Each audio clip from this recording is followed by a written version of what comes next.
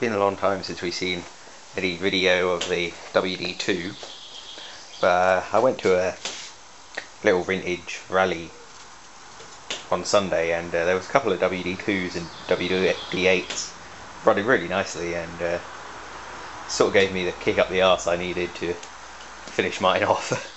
So we've been stripping the paint off today, and we're very nearly at a point where we can apply the first coat of red oxide primer.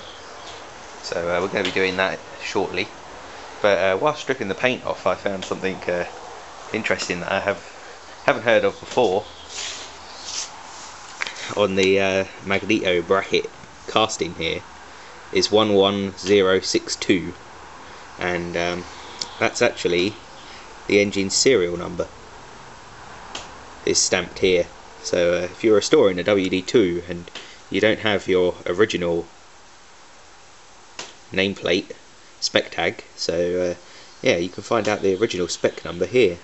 If you strip this bit of paint off, I imagine it's the same for all WDs. This is a WD2, so whether it's in the same place throughout the WD range, I don't know, but on the WD2 it's definitely here, and that is a direct match to the one on the spec plate here. So yeah, but other than that, that's about the only mark I could find on it. Apart from there's a little casting mark there, and a couple of numbers, part numbers stamped on various little things, but that's about it. And just this down here, I can't even read it. It's pretty badly corroded, but yeah. But that is about it. And obviously you got the main stamp mark there on the casting, but yeah, I thought that was pretty interesting. I'd never heard of the spec number, the engine's actual serial number, being stamped on the engine anywhere other than on the tag. So if you're missing your tag and you're restoring it, you might be able to find out how old your engine is by just cleaning the paint off there. Interesting.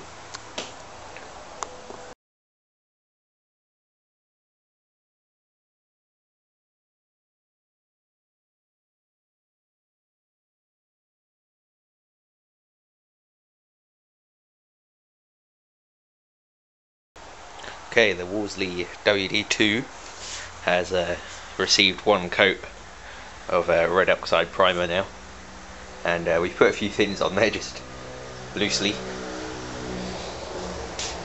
So yeah, we've got to get some paint for it now and give it another coat of red primer.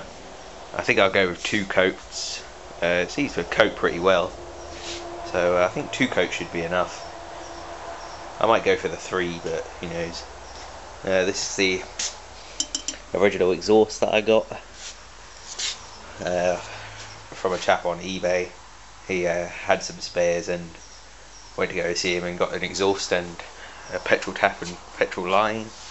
So yeah, we've got a couple of bits now, and the piston is sitting in there at the moment. One thing we have got to do is try out the other big end shells to see if they're a better fit than the originals, and we've also got to do a coat of red oxide on the top of the flywheel, and the petrol tank.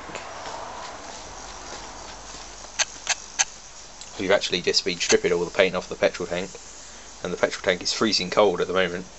Like I say, we got a filled to the very brim with water. We're just testing for leaks before we actually go and apply some red oxide primer to it, and so far so good. Water's been in there about 20 minutes now. Nothing is seeping out of the seams.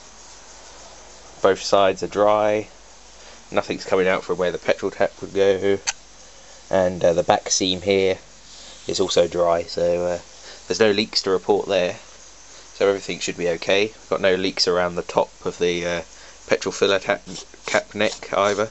She's filled right to the very top, so there's no leaks there.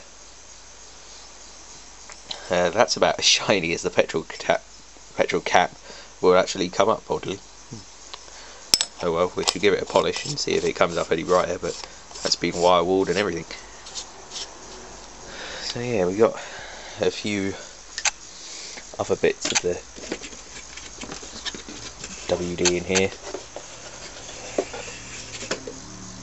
The float chamber with the filler cap top and tickler. The float is actually floating about in there still. That's all been cleaned up. That come up pretty nicely. We got to replace the little fibre washer on that end, and also get some washers that fit in between here and here to take up the slack, so it tightens up tightly to the carburetor. That's the main jet that goes on the underside of the carburetor. Also holds the float bowl on there. That's the part that needs the couple of washers, because if you tighten that right up, the float chamber is still slack and moves about. What else we got in here? Oh yeah,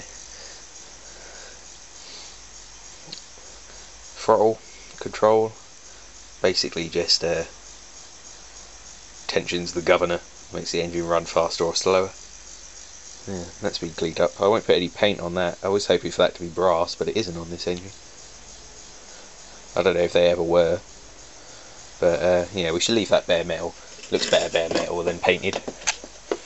And I think there's a few other little bits in it, spark plugs in there and stuff. And in the cheeselet tub we've got some bits that still need to be cleaned up. We still need to clean up the rod for the governor, and the governor arm either needs to be repaired or replaced. We have to see what we can do with that. Gudgeon pin, that's in really good condition. No wear on the little end, just a little bit in the big end, which is why we're going to try the other shells. These are the originals, and they do look a little bit worn. We've got 2 oil cylinders now, so this is the one that was in the engine. For some reason it's been cut here, don't know why, so this is the one that came off of the, that one came off the spare connecting rod. So we've straightened that one out. That looks a bit better, so we might end up using that one. We'll see whichever one's the best fit. The gib key in here as well. I'm hoping that is the original for the engine. The magneto needs a coil. I did buy a coil for it, but that's in the Coburn's magneto, so we might take it back out of the Coburn magneto for now and get another coil. The cam is over here, as is the magneto. So we've got the carb to strip a little bit more paint off of and clean and repaint it. Actually got 2 connecting rods. This is the engine's original, so we'll have to hunt down where the other one has got to. It might be on the bench somewhere. More bits of the Coburn C3. Bits for the Briggs & Stratton ZZ is over here as well. Got a whole array of bits over here for the 3 engines that are currently apart. Can't find that connecting rod. Oh no, of course I can't, because it's still on the piston. It's still out there on the piston. How stupid. Oh well, we're going to drain the tank now and do a little bit of cleaning inside the tank. We'll have to put some stones or something in there and just jiggle it about a bit and try and break up some of the rust that's in there. And then we can see about getting that painted. But yeah, we're just going to drain it out now. Okay, the flywheel has now had a first coat of red oxide primer. This thing's pretty good. The underside has already been done. We're leaving the rim over here, which hopefully we're going to polish up when the engine's running. It's hoped anyway. Yeah. everything's looking pretty good now. I'm pleased with the progress so far.